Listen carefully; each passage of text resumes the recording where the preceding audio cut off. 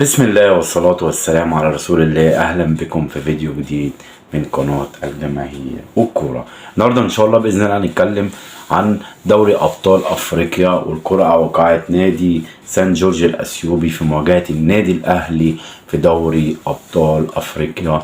هقول لك ميعاد المباراتين، مباراة الذهاب والعودة في دور ال 32.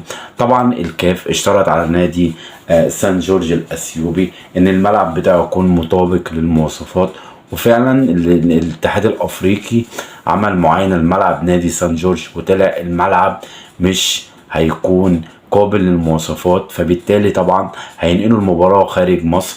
طبعا الجانب المصري تواصل مع الجانب الأثيوبي إن المباراتين هيتلعبوا في مصر، مباراة الذهاب والعودة. المباراة الأولى إن شاء الله بإذن الله هتكون يوم 24 سبتمبر، هيكون يوم الأحد على استاد القاهرة الساعة 6 مساء.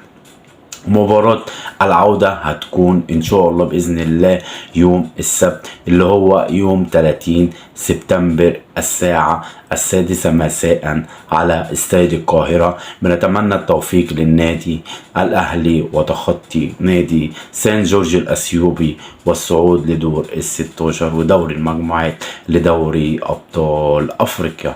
أهم حاجة ما تنسوناش باللايك والاشتراك في القناة عشان الفيديو يوصل لكل الناس وكل الناس تستفاد. والسلام عليكم ورحمة الله وبركاته.